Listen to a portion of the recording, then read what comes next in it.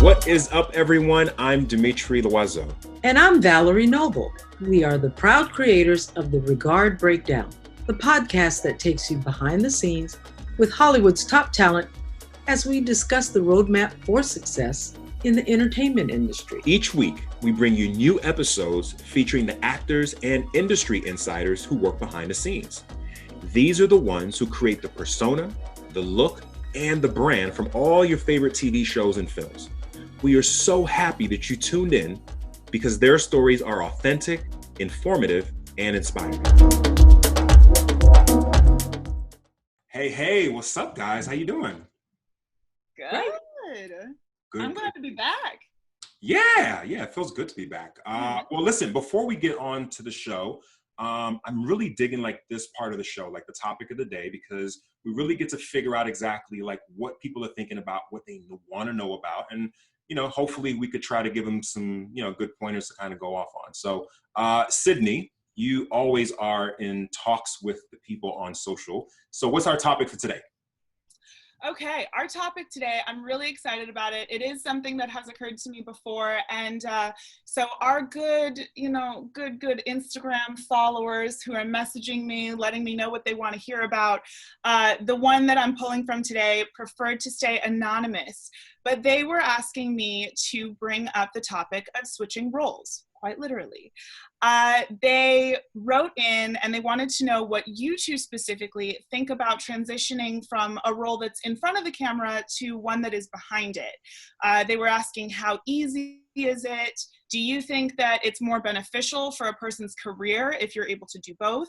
Or is it better to stick to one path, focus on perfecting one aspect of the entertainment industry? So you guys know how the game goes. On the clock, you each got 60 seconds to say whatever it is that's on your mind, but I'm going to cut you off at 60 seconds, okay? I think today I'm feeling like it's a ladies first kind of day. So Miss Val, are you ready to go? I'm ready. Okay, Miss Val, you are on the clock in 3, 2, and 1. So the question is it beneficial to change roles, from being either in front of the camera to behind the camera or vice versa? And I think it's pretty good to have different things that you like to do, but you can also use it to your advantage. For example, myself, I'm a hair and makeup artist. And for our magazine that we do, I decided to, years ago, kind of by necessity, I learned how to do Photoshop. And so what that is sort of is a behind the scenes, but that enabled me, in my opinion, to become a better makeup artist because I was able to take a look at details and look at things from a different perspective. So sometimes it's, I think, beneficial for you to be able to do other things that kind of complement what you're doing, maybe in front of the camera or behind the camera. It'll just kind of enforce your arsenal. Ooh, I think I got it. Really good. That was a good one. That was a good one. I'm impressed. I never knew that you could do Photoshop. So looky there, I'm learning new things through this show. All right along with all the listeners. I'm so excited. Okay, D, you ready? You think you can top that? I don't know. I'm going to try, though. Okay. I don't know either. That was real good. Okay. You are on the clock in 3, 2, and 1. I actually do agree with what Val said. I think it's nice to have like different, tools that you can add, to your arsenal and different skill set. But I also don't know if everything is for everyone. Some people could be like amazing actors, but that doesn't necessarily translate into directing. You might be able to receive direction well and be able to apply it on screen, but that doesn't necessarily mean that you can do that for everyone else as a director. Where there are some actors and some actresses that have been able to transition, and I think that gives them like a really good perspective because they know how to, because they are actors themselves, they would know how to speak with actors, how to direct them, how to get them exactly to the point that they're trying to get to, and I think that would be beneficial. So yeah, I think, you have two sides of the coin. I say go ahead and try it and do it, but you also want to be very proficient at it, not just like, add another notch to your belt, so to speak. So that's my take on it. Oh, he came in under time. Did it, he did it. 2 seconds to spare. Okay, all I right. learned from Val. I just stop right when I know that the bell is about to ring. That's what she does. Also known as cheating, but that's okay. Don't worry about it. It's all good. Hey, never, never. We have Don't believe the two hype. pros. That's why it's always, the answers are perfect. And I know that every single listener and viewer is going to take away a lot from this episode, especially.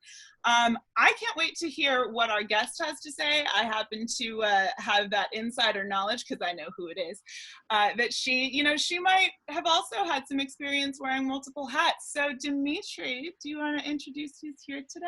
Absolutely. Thank you so much, Sydney. Well, listen, today's incredible guest gives a whole new meaning to the word multi-talented. An actress from the time that she was very young, our guest appeared in a number of commercials, TV shows, films, before landing the role of the title character, Allie Dawson, on the Disney Channel series Austin and Ally. But in recent years, she has given wonderful performances in projects like Lady Bird, The Perfect Date, which was on Netflix, A Cinderella Story, Christmas Wish, and in the critically acclaimed film Saving Zoe, where she also served as co-producer alongside her mother and sister, and has most recently wrapped the movie The War on Grandpa, where she's going to appear as Robert De Niro's granddaughter. With the additional release of her latest singles, Can't Hold On To Forever and When You Wake Up, our guest continues to showcase her versatility as a singer in addition to her theatrical pursuits. Of course, we are so incredibly excited to have her on. Please welcome our very, very dear friend, Miss Laura Marano. Woohoo! Oh, what an intro! Yes, Val. I'm showing off my swag, my Laura Marano t-shirt. Sorry you don't have one, D. What I love about the t-shirt is that is a Dimitri and Val made t-shirt. That was from our photo shoot for our music. Yes. Val was. Makeup. Dimitri shot the photo. And I know that's not why you have it, Val. I remember we went to Comic-Con and we had and I can't remember what happened, but I remember we had extra shirts and you're like, I take one. And we're like, great. Yes. Shirt. Yes, I love this shirt. You're very nice. Woo. That was amazing. You guys are the best. So, Miss Laura, how are you? How's everything going? Oh man, I'm good. I keep in this time. I keep saying like I'm good considering ... You know what I mean? I feel like for all of us, it's such a weird time as creators, as human beings in general. But I think for me, I feel grateful that I'm keeping busy and being able to do a lot of things right now. And it's a strange time, but I'm definitely pushing myself creatively. Yeah, no, that's awesome. I mean, we were just talking about the topic of the day about, versatility. And obviously you're one that, exudes that word, you've always been able to, transition from one project to the next or one career to the next, in front of the camera, behind the camera. How did you, especially at such a young age, where'd you get that from? Where'd you build the chops to be able to do that? Well, I think there's a few things, right? I have to attribute it to both my parents, who both of them are very much into a lot of different things and very much versed in a lot of different things. And so I think I kind of grew up really seeing firsthand from both my parents, you can do many things. You can do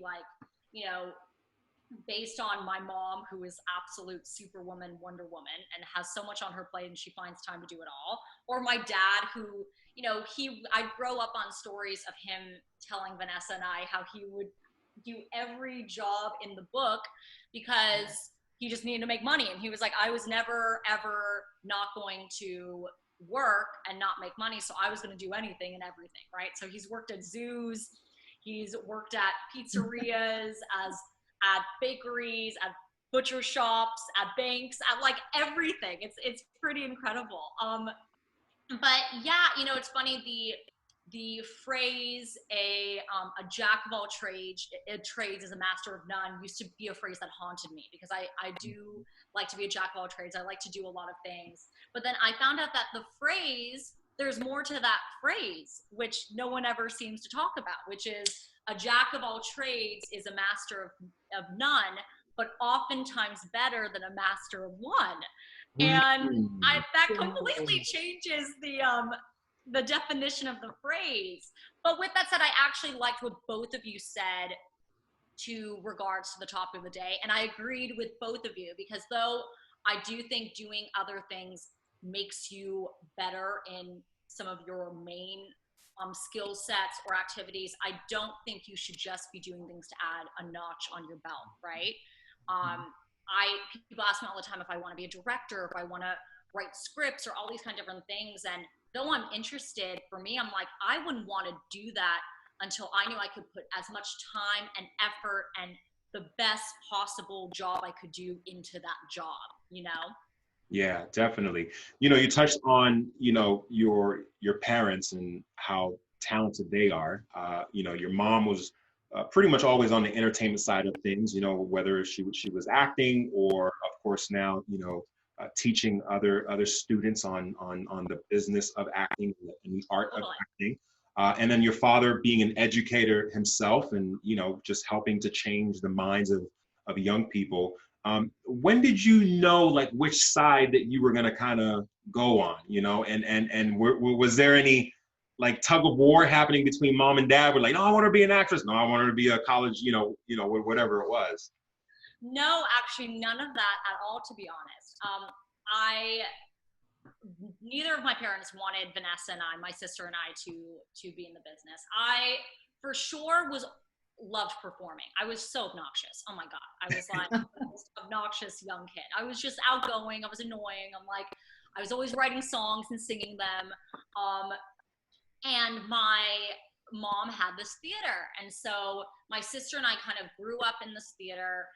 And my sister was the one who, you guys know Vanessa, this shouldn't surprise anyone. She was 6 years old at the time, who proceeded to ask my mom, I want to be a professional actress, right? Verbatim, the words, okay? 6-year-old Vanessa. And my mom was like, no way, no. You're not going to be a child actress. I don't even want you to be an actress, because my mom was an actress. She knows it's a hard industry. You know, she's like, let's just do it for fun. Let's create. Let's don't do it as a job. Don't worry about that. It's so hard. There's so much rejection. No. So Vanessa then is Vanessa and proceeds to beg my mom every day for 2 years. So she's 8, now I'm 5. 2 years, Val, 2 years, right? Oh my gosh. So my mom's really good friend, who's an actress as well, actually, you know, heard it one day and guilted my mom. Was like, why aren't you being a supportive mother? Like, why aren't you supporting your children? That's weird. You support them in so many other things. Is that like deeper? Like, you know, totally just guilt tripped my mom. So my mom said, fine. I'll help Vanessa find an agent. But she still didn't want Vanessa to act. By the way, I wasn't even on the radar there. It wasn't me asking. It was all Vanessa, right? So my mom still didn't want Vanessa to act. So she researched agents. And she found agents that were known to turn down children 95% of the time. She's like, great, I'll take Vanessa there and destroy her dreams. I think in my mom's head, it was like, Vanessa thinks it's so much easier than she realizes. She'll get rejected from this agent, realize it's way harder than she thinks. It'll be tough for the day, but she'll get over it and move on, right? So my dad's a teacher at the time. He just retired, so he's actually been a teacher this whole time. And I was at school as well, and my mom took me along with Vanessa because it's, you know, looked down upon to leave children at school after hours, I guess. I don't know. In the car. Maybe. So I had to be brought. I say that to clarify. So I'm at the agency with my mom and sister. My sister goes in, she comes out, the agent asks to see my mom. I follow through, obnoxious as all get out, and talking to everyone, just, you know, la. And we go in the office and the agent says, I want to take Vanessa. And my mom's like, what? And then I say, well, I don't have an agent. And the agent's like, oh, honey, I'll take you too. And believe it or not, we have been with the same agents ever since. Wow. Yes. That's a story. That's a Oh yeah. story. So I want to go back to it because obviously your mom was very protective with respect to you getting into the industry. And one of the things that you kind of repeated was rejection.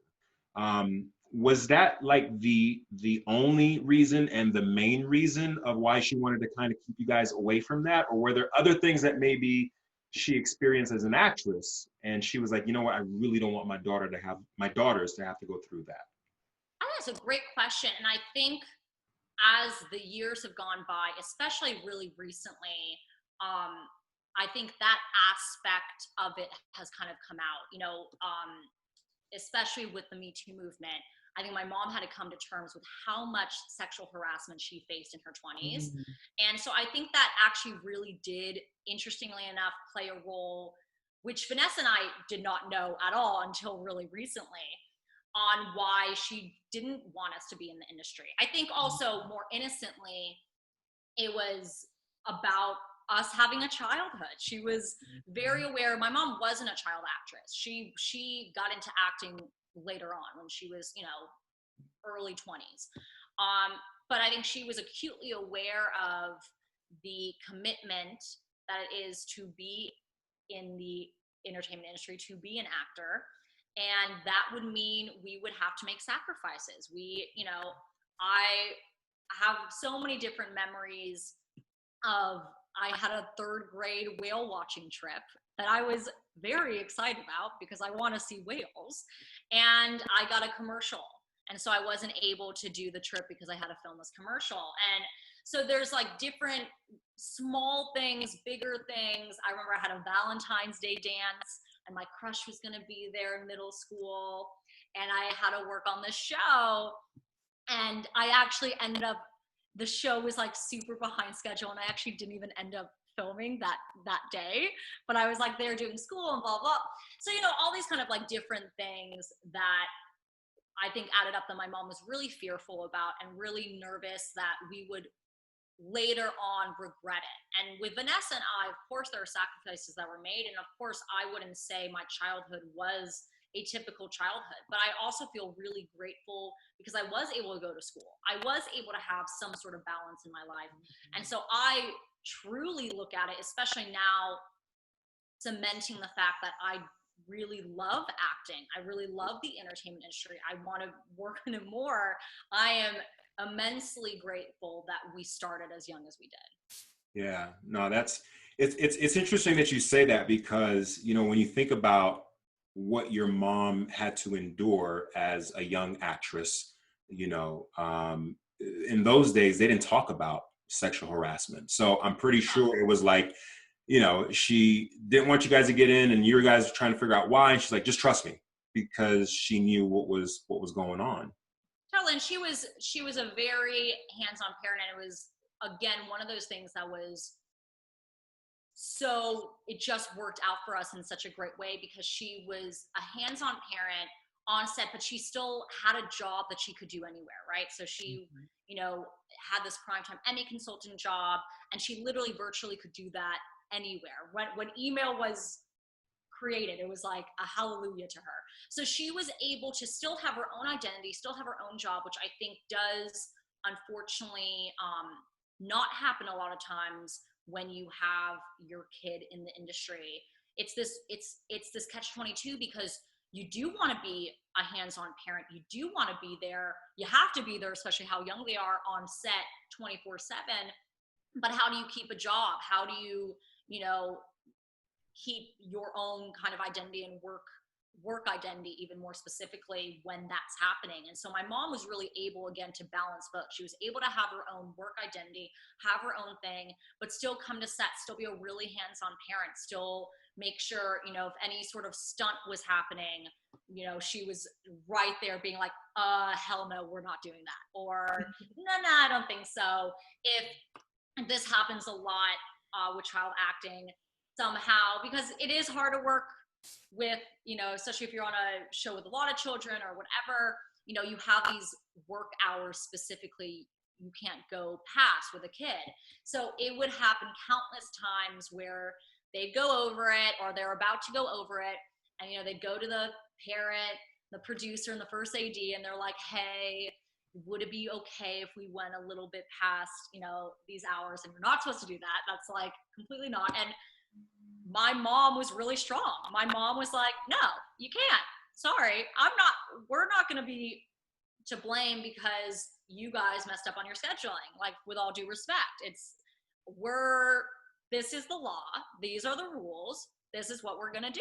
And so she was really, really hands-on and really strong, and still managed to have her own identity and her own work situation. It was incredible. Yeah, smart woman. Because, you know, when in production talk, when they say go over a little bit, that's like 2.5 hours. So totally, yeah. You're like, if they haven't started filming your scene yet, and they're like, can we go over a little bit? You're gonna be there for like at least 2 more hours. Yeah. Now, I really want to talk about the film Saving Zoe. It's, you know, I feel, you know, honored that I was able to, you know, see it at the theatrical release. It really hit me. And it's not, I don't know what it was, you know, I mean, I've seen films like that about, you know, sex trafficking or child sex trafficking. But your performance and your sister's performance in it was just phenomenal, number one. And I'm not being biased. I'm not just saying that because, you know, I know you and I love you, but you really presented it in a way that was palatable, but also powerful at the same time. Was that with intent when you guys put the film together? For sure. Well, first of all, thank you. And like, shout out you guys. Seriously, Dimitri and Val, meant so much that you watched the movie, and you've always been so supportive of us. So seriously, like, we love you guys and appreciate you guys so much. Yeah, excellent movie. Excellent. Thank you.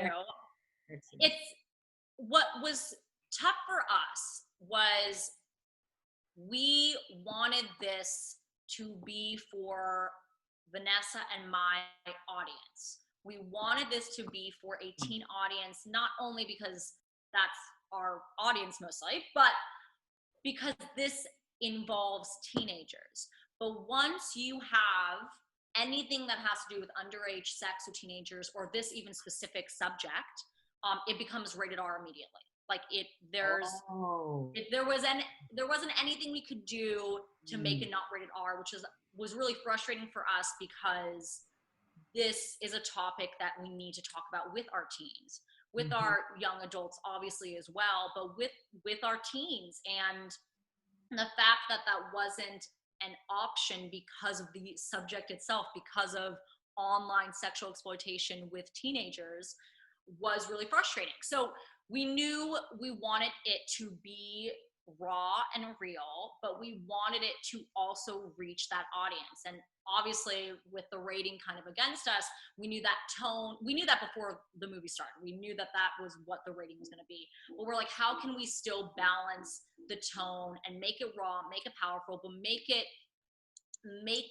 relatable, make it connected, so teens and our audiences can watch this and realize this can happen to them. This is a very viable thing that can happen to anyone and everyone.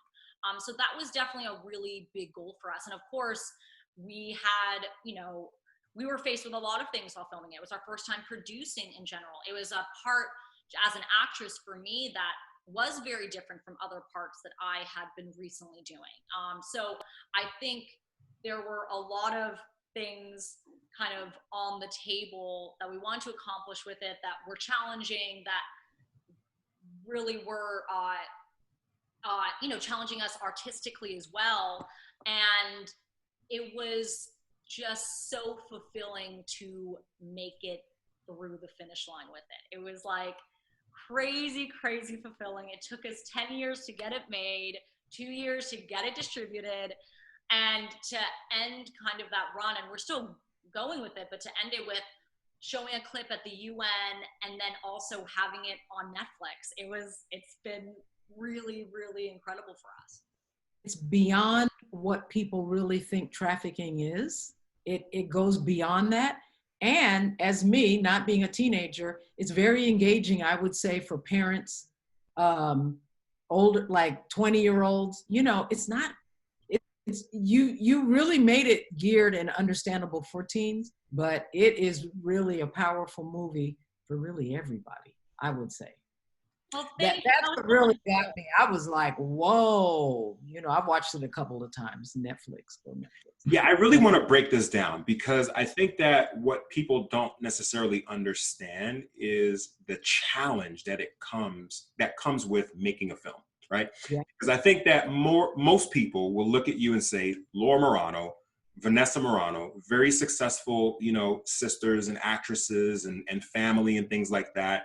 Of course, they're popular. This should happen, right? And you already mentioned it that okay, it took you 10 years just to get the film done. Okay, so now you're at the 10-year mark, and you're even in pre-production. Now, I don't want you to like drop any names, but I really want you to well, cause, I kind of know some of the backstory, but I really want you to talk to us about the real raw challenges that you had to face as an actress, being now a co-producer, and also a woman trying to get this film produced and get it done the way that you guys did. Oh man, I mean, I started off saying one thing you also forgot to mention is young, right? It being, you know, at that point, I was 21, I want to say. Yes. I was playing a 14, 15-year-old. We won't talk about it. But, you know, Vanessa and I think had an understanding even beforehand of some of the challenges we would face on set and before set and all the different things being young women. And my mom as well, obviously, because when we were even just trying to sell the story from when we were incredibly young, we would get told time and time again that young girls don't want to see this. Young girls, this is not a story that is going to be for young girls. Young girls want fluffy, they want rom-com, they want sweet, they don't want this. And Vanessa and I were like, okay, but we're young girls. So we're saying we want this. We're the audience you're talking about. Yes. And there's a bit of a disconnect that you feel like you are more of an expert on our life experience of what we would want. Not necessarily experience, but like our audience is who we are. I'm confused, right? So that was already from the beginning an issue. And still my mom, my sister, and I, we didn't give up. We were like, we know this story needs to be told. We need to put this out there. And so for years, it wasn't necessarily our number one priority. Like obviously we had other things going on, but it was always, every year we were always doing something. A few years before we got it made, we started working on the script. And so we found, you know, it's such a long story, but basically the director of the film, his son went to my mom's acting class and he really wanted to get involved in films. And so he knew these two writers, this married couple who were WGA writers who wanted to also get into films. They were writing commercial scripts and really wanted to break into film. And it's really not easy to do into TV and film. So they worked on the script with us, which was amazing. We workshopped the script for a year and a half, which was a lot of work. And we were so thankful that they were speccing the script and workshopping with us. And it was at that moment and that point all about timing, because then 13 Reasons Why came out. Literally as soon as we finished the script, 13 Reasons Why, all of a sudden, everyone was looking for dark YA, for this dark material, because all of a sudden they realized teens really want this dark, raw YA material. And so it was like the perfect timing for the script and for everything. And that's how we got the studio who funded shooting at Studio 71 to make it, right? And then I had been working on this project forever. It was our baby. It was like our lead option, the book, all the kind of different things. And so we had been thinking about it for years. We knew what we wanted to do with it. We had all these kind of different things. And so, yeah, there was many frustrating moments that did arise when we weren't taken seriously or taken into consideration for certain things. And then we had to fight for it.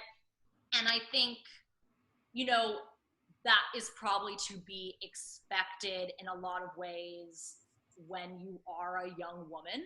I think it's like something, unfortunately, something that I do think is changing, but it needs to change a lot more, is there's not this respect. There's not this level of, you know what you're doing, let's like let the big boys talk, you know, this kind of just really condescension that bleeds through different conversations. And at some points, yes, it was truly exhausting. And I don't want to have this impart any sort of any sort of understanding that that was our whole experience at all, because it was not. We definitely had a lot of people who were amazing collaborators, and I know we've also had a lot of amazing collaborators throughout our whole careers, but there were many moments that were very, very frustrating. But at the end of the day, we just kept going, kept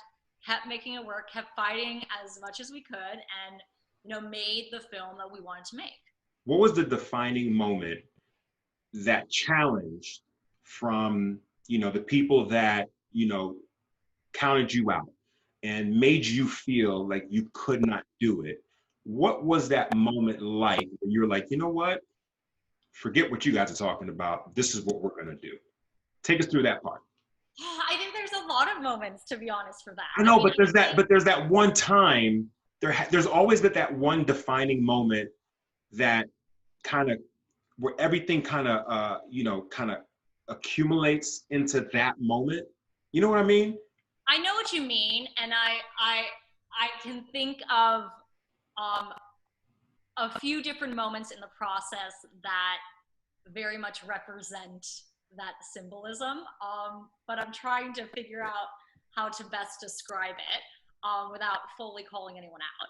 I would also say that for us, truly, you have to understand that, and we knew this going in. We knew this going in, that this was going to be our baby through it all, through every single moment, through pre-production, production, post-production, it getting delivered. And through the frustrations that were in pre-productions or on set and post-production, we still knew at the end of the day, there was power in Vanessa and I being the actresses. There was power in us being like, well, we're the ones who are going to promote it. Well, we're the ones who are going to be using our audiences and our fan bases and our social medias to be pushing this. So let's put that on the table. You know what I mean? Like, I think we had a bunch of different moments like that where we made it clear this was our baby through and through, and we were going to be listened to, and we were going to also take it through to the finish line, whatever that finish line looked like. And so for us, when we were able to show a clip at the UN, there was just something really fulfilling in so many different ways. But I think also it was like my mom, my sister, and I, and Allison Noel, the author of the book, were there. And it was just us kind of knowing and understanding and having this really great moment of, we worked our asses off and now we're at the freaking UN. Like, this is amazing, showing a clip of our movie that came from your book, Allison. Like, this is, what an amazing achievement, what an amazing moment for us. And so I think for us, that was at least the moment where everything felt worth it, and everything felt like, okay, we really did take it to the finish line. We really did do this through all the blood, sweat, all the tears, everything into the process. Like, we have made a project we want to make, and people are responding to it, and people are using it to talk about a topic that we want to bring more awareness to. So it was a really powerful and important moment for us. Yeah, and you see, that's what I'm trying to get to, because at the end of the day, in this situation, you literally were the David and Goliath, right? And at some point, you have to draw a line in the sand and say, listen, this is what we're going to do, you know, and also know your worth. And I think that that's very important for other young women out there, not only, you know, the ones who follow you and know you, but even the ones that don't, to understand like their worth, right? And to understand like the power that they have, and you know, the desire and the ability to be able to bring something forth. And I think that you did that beautifully. And then of course, you know, I think it showed when you know, at that moment at the UN, because now, you know, the eyes of the world are on you at that point. Totally, totally. And we ended up at the UN, we met this amazing advocate, amazing survivor, Melanie Thompson, who we just did a panel with a few weeks ago. Yes. Amazing. Amazing. It was incredible. By the way, also, again, Val, you are freaking amazing, and truly, like, seeing your support of the event, like, I just can't tell you enough how much it means to me. You guys are the best. Oh my God. First of all, the event was phenomenal. And what better speakers could you get to represent those two? It is not to be missed. Anybody listening, you must go to the Instagram and check out their 4-part panel on trafficking. Amazing. With Melanie and Christian, right? Yeah, Christian? Melanie and Christian. And yeah. Melanie introduced us to Christian, and amazing. Equality Now, an organization that we work with, introduced us to Melanie, and we're the reason we got to the UN. And I remember hearing Melanie speak, and she was the one who referenced the film. We have this clip, and she is talking about how, like, literally pointing to it, being like, that is how it's done. And I just had chills all over my body. I was like, this is such a beautiful, fulfilling moment for me to hear in this context. You know, she got trafficked and got into the industry when she was 12. And that's around the same age I was when we optioned the book for Saving Zoe. And so we are the same age. Melanie's 24, I'm 24. And so the idea of, like, how different our experiences have been is obviously horrifying and shouldn't happen to anyone. But the fact that we were able to make some sort of art, some sort of product that can maybe make awareness, education, and hopefully even people who have experienced it, grieving and healing possible, that was something that will forever be a highlight of my career. I also liked some of the tips that they both gave, just to delve into this a little bit more, because it's so important. Like, everybody, you must go see this 4-part panel. There are things, if you're supporting people who've been through that we need to know to say, not to say. Like, that's kind of stuff I never thought of. You don't walk up to somebody and just, you know, assume certain things or say certain things, because it just doesn't help. No, and that was the thing. It was, you know, again, this has been a topic I have become educated about, and have been educating myself about for over a year now.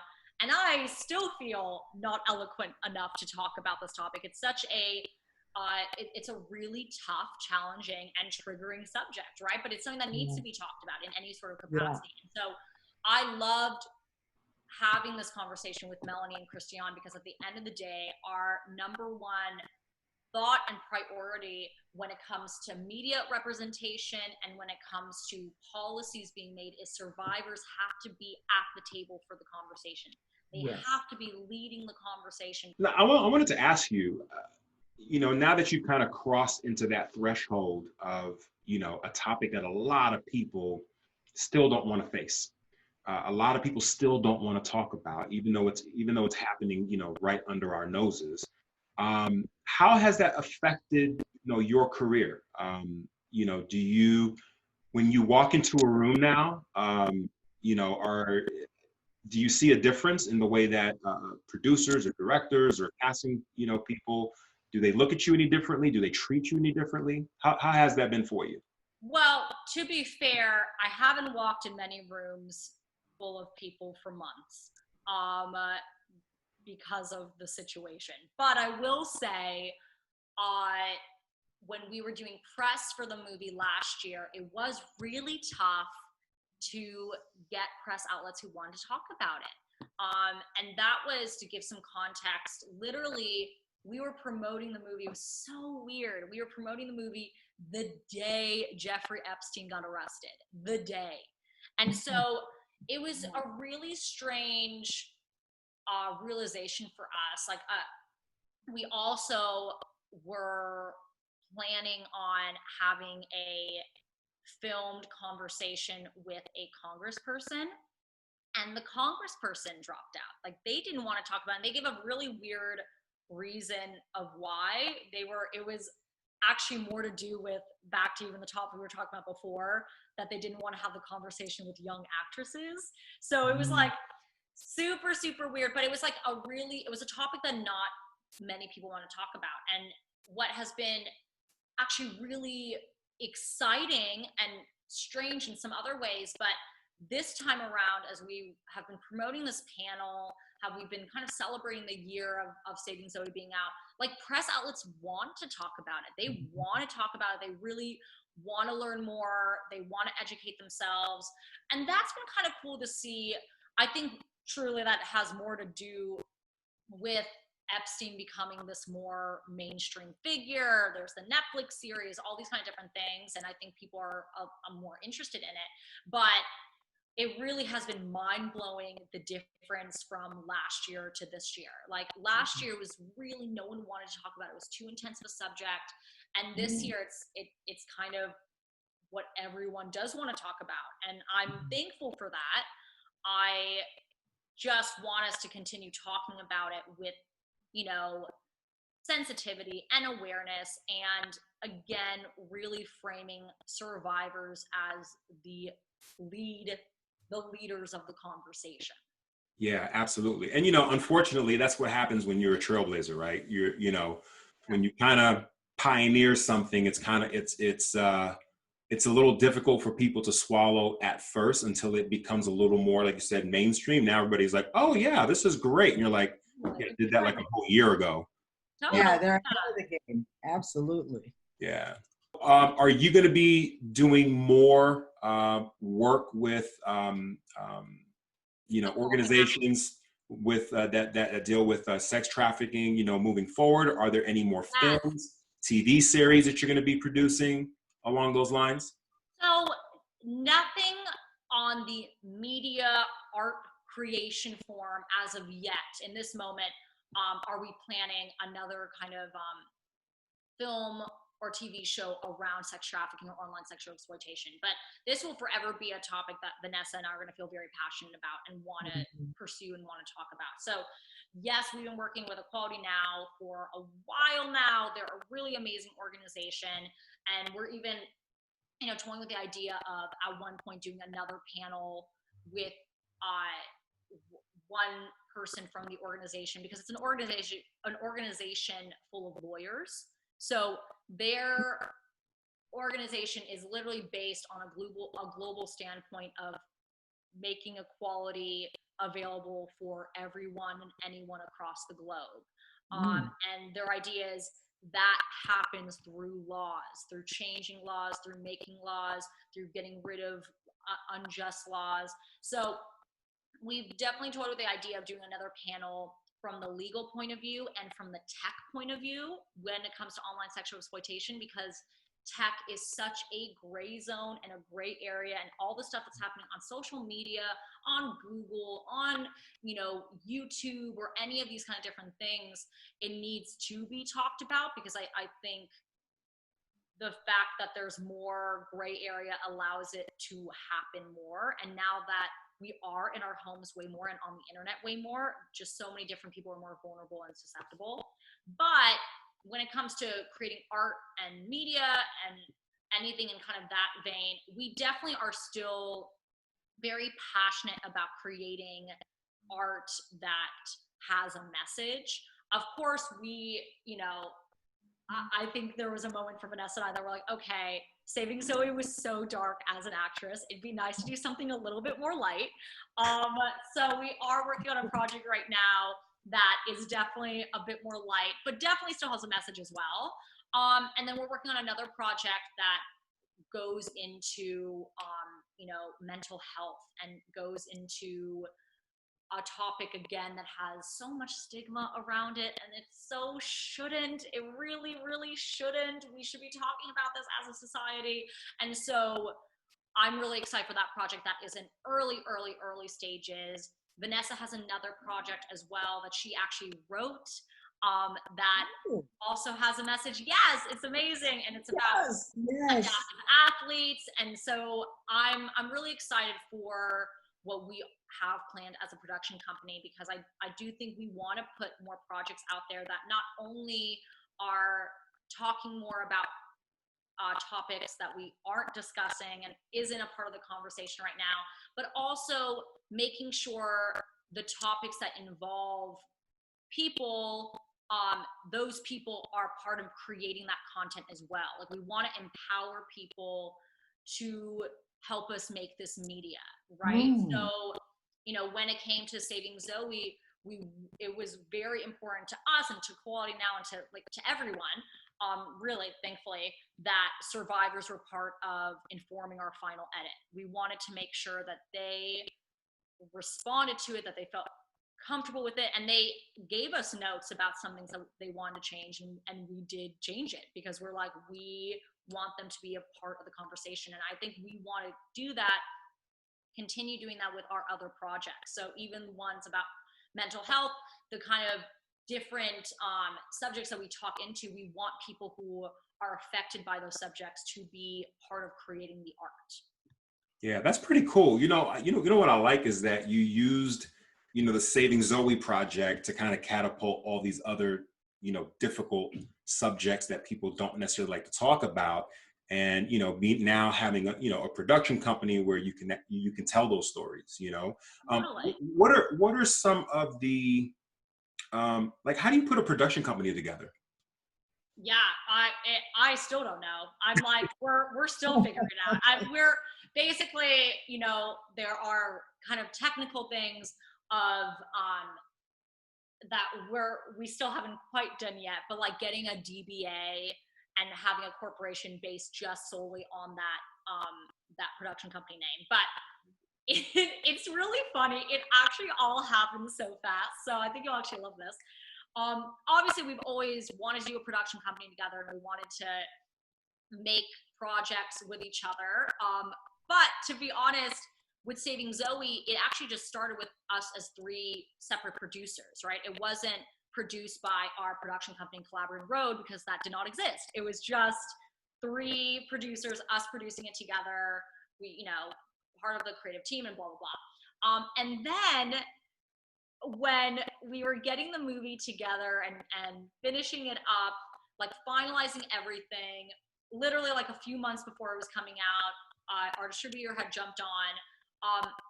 We realized it was possible for our production company to have like an intro. I'm trying to best explain this. Like, you know, in the opening credits, like the production, like Right. Fox Studios presents and blah, blah, blah. So that was an option for us, but we didn't have a production company. And we had the short window of providing it, but we thought it would be so cool. We were like, oh, that'd be awesome. That'd be so sick. So then we had to like figure out a name. We're like, what are we going to call it? What are we going to call it? Like, what is it going to be? Vanessa wanted to call it European Vacation Fund, which I thought was a hilarious name. But we were like just figuring it out. And then we also could like create a graphic. So we had to create a graphic. It was like so intense. And so our production company was kind of born from necessity. And it wasn't even necessity. It was more just like all of us being like, this would be so cool. So that's kind of how it officially started for us. But there are a lot of technical aspects in having a production company that I think we're still exploring and figuring out. I just think on a more general and a wide description of what we want to do as artists is we liked coming back to the topic for the start of the day, we liked so much being behind the camera. We really, really, I love being in front of the camera, and I love creating in front of the camera and having people get to see the different scenes through my interpretation and blah, blah, blah. But actually being in charge and in control of how everything gets put together, every single piece of the puzzle, that was so enjoyable and so fulfilling for me. So I am so for of continuing that track and continuing to produce stuff. In fact, I worked on a project after, I worked on 2 projects actually after, both have already come out, where I wasn't a producer, and it was really weird not having that hat anymore. It was so strange, you know, just understanding I can't control how this is going to turn out. Like I can't. And even, by the way, for Saving Zoe, when we're producing it, there are so many things out of your control. We had a lot of, long story, but we had a lot of technical issues that were very complicated and challenging. So there's still things out of your control when you're producing it. But it's so strange as an actress. You act, you do your job, you're shooting, especially for movies and for TV shows. Usually you're shooting scenes out of order, and you just have no control of how it's going to be, how it's going to turn out, how your performance is going to turn out. You have so much trust in the director and the producers, and sometimes it totally works out and sometimes it doesn't. And actually being in charge of that and being a control freak as I am, and same with my sister and my mom, it's really fulfilling and really amazing. I'm glad you said it.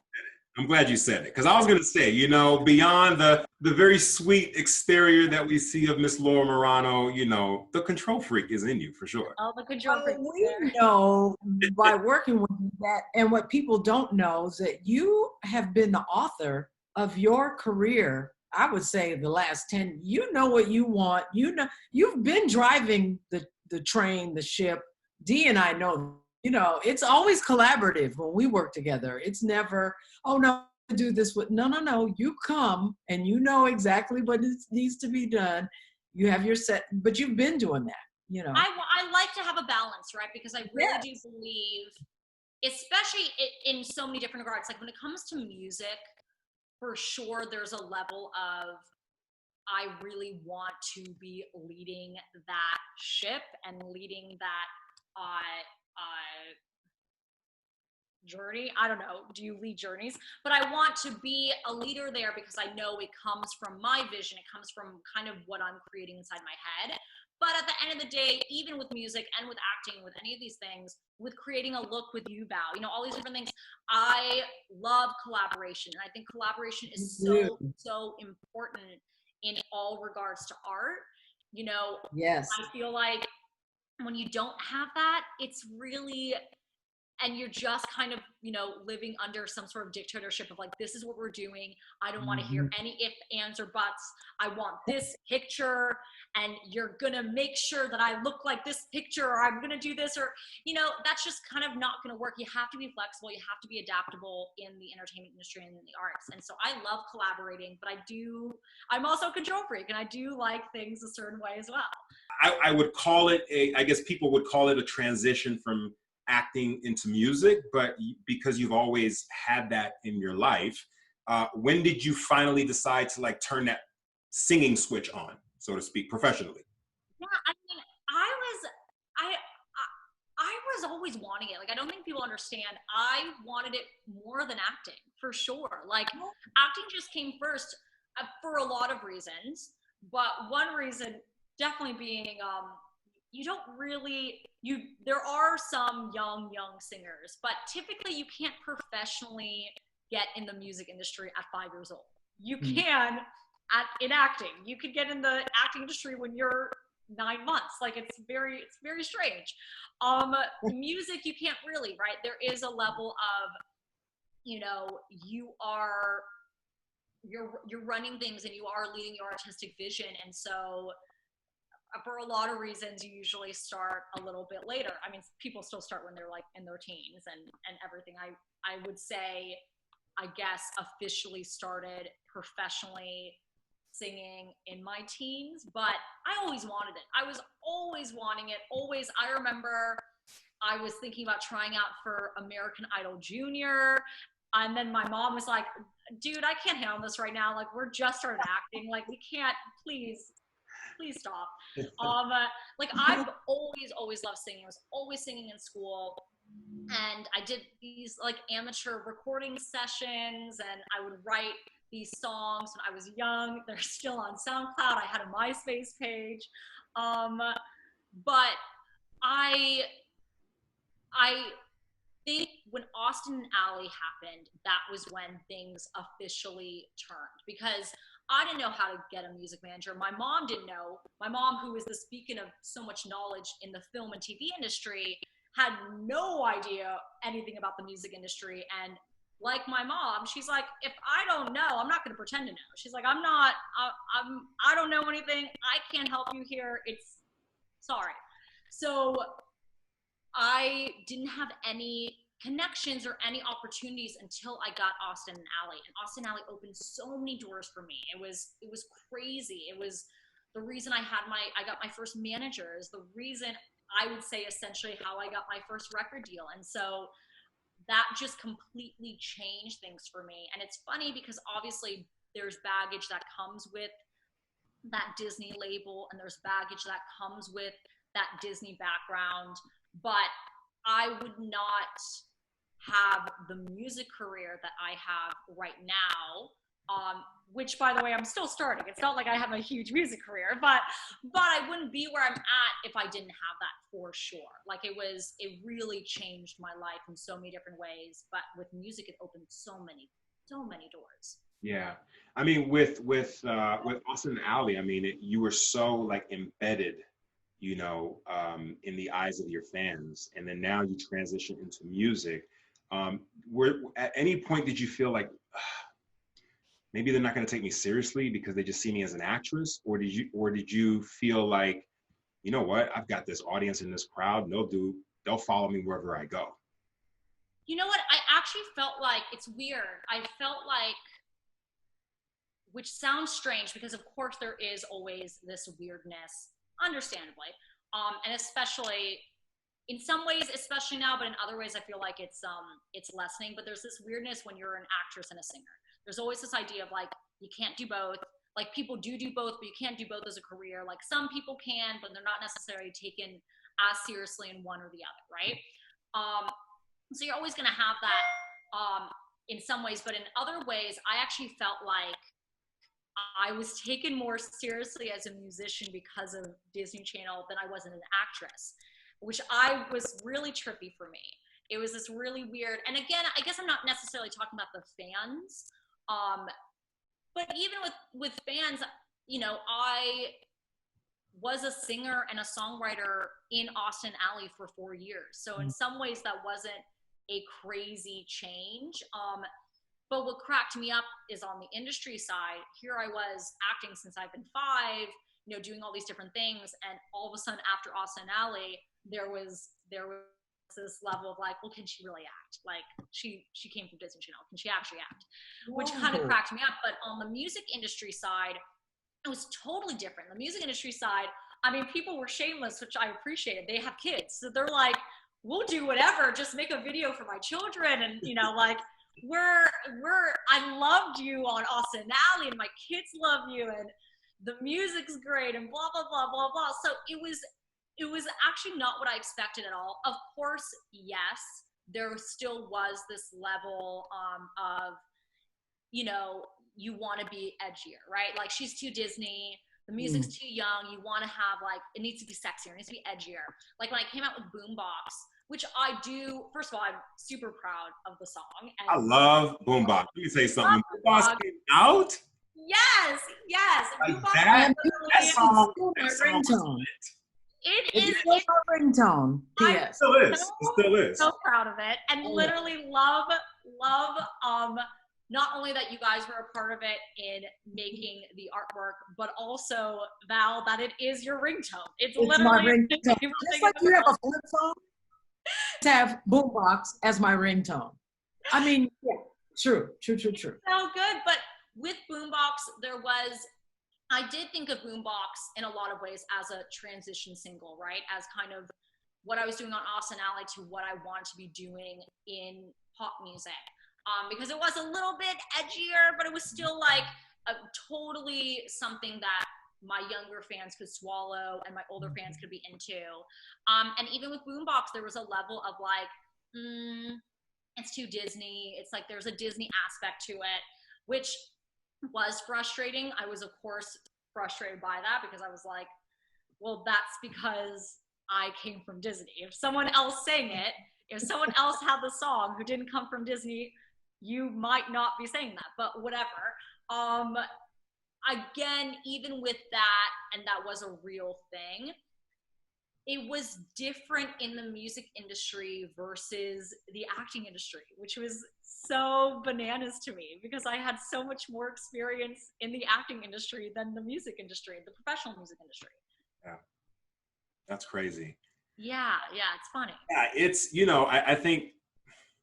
I think that's kind of where, you and I had conversations about that with respect to like, the balance of, wanting to go edgier because obviously you were growing up at that point. But then you still had that super younger demographic with their parents that like look up to you. Like, how do you toe the balance, and did that weigh on you a lot with the decisions that you made? Yeah, I think it didn't weigh on me, that particular decision or thought process didn't weigh on me as much as other things did. Because for me, I truly felt like I just want to be authentic to myself. I want to be authentic to who I am at that point as a 19-year-old or as a 20-year-old, as a 21-year-old, as a 22-year-old, you know what I mean? I want to be who I authentically am. And if that means that some of the stuff's a little edgy, then so be it. But if that also means like I was never going to be that person who was like saying really obscene, in some ways, some might say rude kind of language, which by the way, I also enjoy that music. Like, I'm not saying I don't like that music, but it just didn't feel authentic to me. That's not what I use in my daily language and conversations. I just wasn't going to try to be someone and something that I'm not. You know what I mean? But I'm also not afraid of being authentic to who I am if that means it's a little bit edgier. One of the biggest decisions I made in my independent music career was whether I was going to release a song called FEOU or not, which was this edgier song. No doubts about it. It was the edgiest song, and still is the edgiest song I've ever released. But in my head, what I loved about it was that I still felt my presence so much in it because the overall lyrical hook of the song is kind of this pun, and I'm like a very big pun nerd and wordplay nerd. And so even though I knew it was going to be edgier and I knew it was going to be not for some people, it still felt so authentic to me, and I really let that authenticity lead the way in all of my decision making in regards to that. I feel like we are so quick to put people in boxes, and maybe that's just a human condition thing. Like maybe we're just we can't accept people who are more than one thing. But that was always frustrating to me, that I can't be a combination of different things. I can't be sexy and nerdy and pretty and classy and cute and goofy and all these, and smart and weird and all these kind of different things, because that's too many labels and you got to choose one. You know what I mean? Like, I feel like human beings are complex. We're not just one thing. And though sometimes, truth be told, that it can be easier to market just one thing, I really fight against that because I'm not that. I'm not just one thing. No one is just one thing. We're all complex, and the best thing I can do is be authentically myself and try to market it that way. Yeah, no. And I think you towed the balance really nicely on that. Cause yes, I think like lyrically FEOU definitely had like some edginess to it, but with respect to like the music video, like you made it very fun, so you weren't necessarily even focused on the FEOU. You're like, oh, now I get it. Like, oh, that's cool. She's smart. Yeah, she knows what she's doing, So I think that you've been able to do that, you know, over the course of your career, which is, you know, I mean, what, 24 years old and still being able to have a great handle on it. Kudos to you. Trying. Every day's different, right? Yeah, kudos to you. Now, listen. So you get a measure of success in this business, from the acting side, now producing, having a production company, the music side as well too. How do you what do you spend your money on? How do you spend your money? That's a great question. I feel like not much. I feel like Postmates. I it's funny because, again, coming from my parents, I am so thankful to have, I think, a decent grasp of saving money and an understanding of making sure you have a handle on finances and everything. Because in the entertainment industry, it's the weirdest thing. You can be exposed to like larger sums of money than other people in your age would have, but then that can go very quickly, much quicker than people expect and realize, and then you don't work for months and months, maybe years. So I think it's a really kind of it's a bit of like a dangerous thing for a lot of people my age, a lot of people of all ages. So I feel like I don't spend my money on that much. My big thing is I like to treat people. Especially like I feel very grateful for the people who are in my life. So I like to treat people to dinner. I like to, you know, whenever I'm having dinner with someone or if I'm hanging with someone, we're going to get Postmates. Postmates is a very big thing on my list. I'm like, let me take care of the Postmates. Like that's kind of my favorite thing to do. And besides food, I feel like that's like the biggest one for me, to be honest. Now, I can personally attest to it. You are one of the absolute most generous human beings that I know. And well, I feel really lucky for the people who are in my life, truly. Like, and I know I've said this a bunch and I'll always say it, like, I feel so incredibly lucky to have you two in my life. And I am so grateful that we've now been working together. Like, I think is it 10? 8, 9, 10? Somewhere. Yeah. I think 8, 9, 10. Before you had your license. I feel like an anniversary coming up pretty soon. Remember, you weren't driving when we, so Did you, 7, 8. Did you not, you knew me before I had my license? Yes. Oh my God. Yes. Definitely, it's coming Well, to. you were just getting it. You know what I'm saying? You were just, yeah. Crazy. About 10 years. About 10 years. That's insane. But no, you know, I mean, when I was talking about your generosity, I'm not talking about just from a financial situation. I'm also talking about you're very generous with your time. You know, you're very generous with, you know, your advice. You're very generous with just your thoughtfulness. And you know, Val and I have been privy enough to be able to see that in action.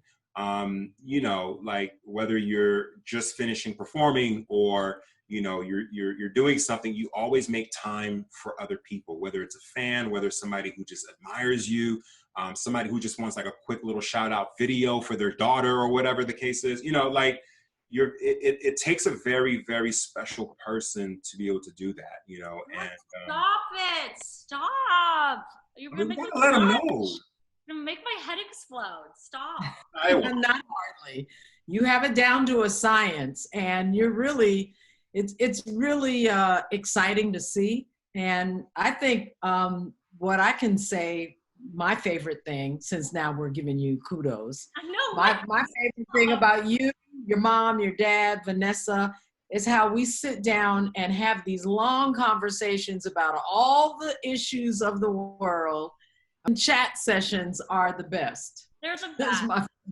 Yes. They're the best, but that's also because of you guys. You know what I mean? Like, you guys, you're truly the best. And I love that. I know. I was really excited to do this podcast because it was just going to be another one of our long sessions. Long world. Yes.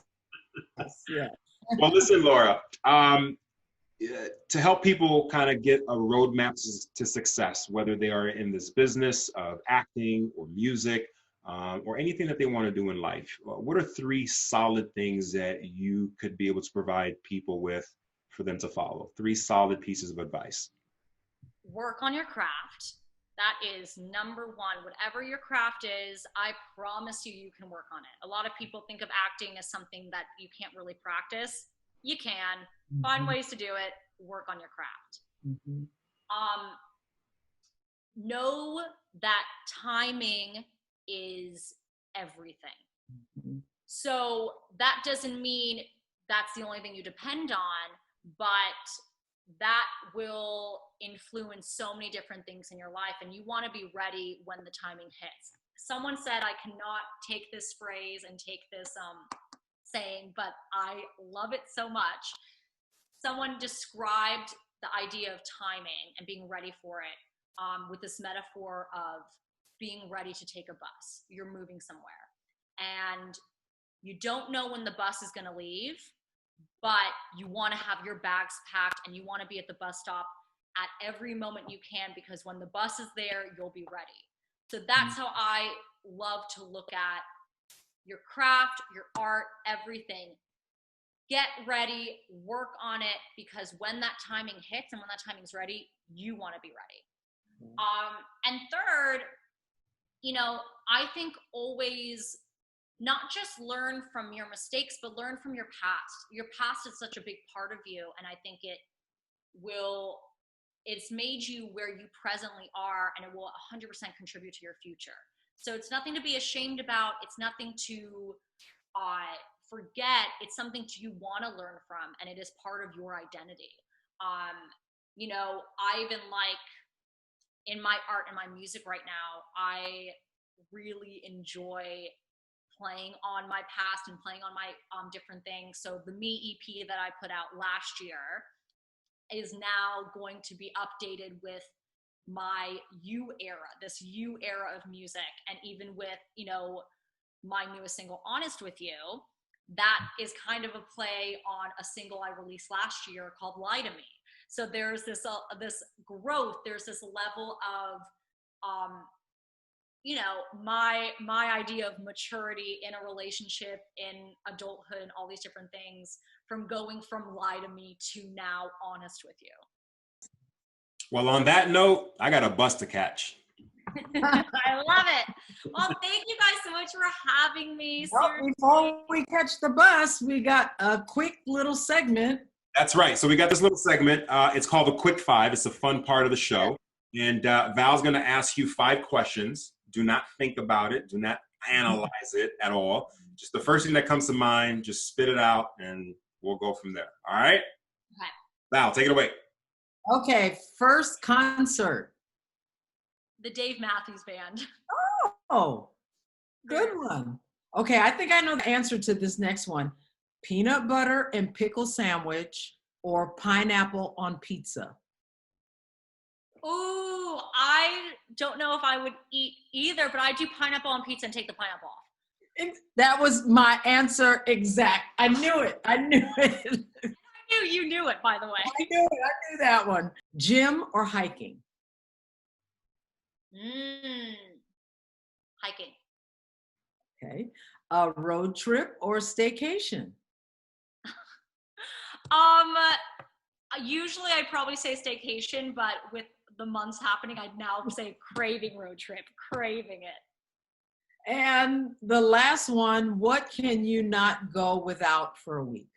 I hate to say it, but my iPad. I hate to say it. I'm love that trying iPad. not to have it. I know. Because she has a flip phone. I do have a flip phone. And the thing is, I probably could go a week without my flip phone, but I can't go a week without my iPad. I wasn't always like this, okay? I love it. I love it. We want to thank you so much for being with us, for chatting with us, for just, you know, dropping all the gems that you did. Before we let you go, how can we keep up with you on social media? Instagram, Twitter, Facebook? Okay, so on Twitter and Instagram, I am Laura Marano, at Laura Marano, LauraMarano.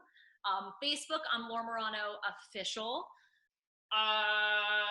Do I have any others? There's so many now. I know I have a TikTok, but I can't remember the name. But I think the most important thing is I just released a single called Honest With You, and you guys can listen to it right now. It's available on all platforms, so I'm very excited. There it is. Yeah. There it is. I love that. Yay, that was going to be my last question. What do you have new coming out? Yes. I know it's out and ready. I'm super excited for people to hear it. It's again this kind of new, not new sound necessarily, but this part of my evolving sound for this upcoming era of music and EP. So I'm excited for people to listen to it. I love this song. Download it now. Downloading now. Yes. Yes, yes. Laura, thanks again for being with us. We really appreciate it. And we want to thank all of our wonderful listeners for tuning in. And we will see you guys next time. Thank you all for tuning in to the Regard Breakdown. Don't forget to subscribe to our podcasts. We're available on Apple, Spotify, Google, iHeartRadio, Stitcher, TuneIn Plus Alexa, Deezer, and much more. And if you'd like to see video content from our podcast, be sure to subscribe to our YouTube channel, Regard Breakdown. And for all other social platforms, follow us on Twitter, Instagram, and Facebook with the handle @Regard Breakdown. Until then, we'll see you next time.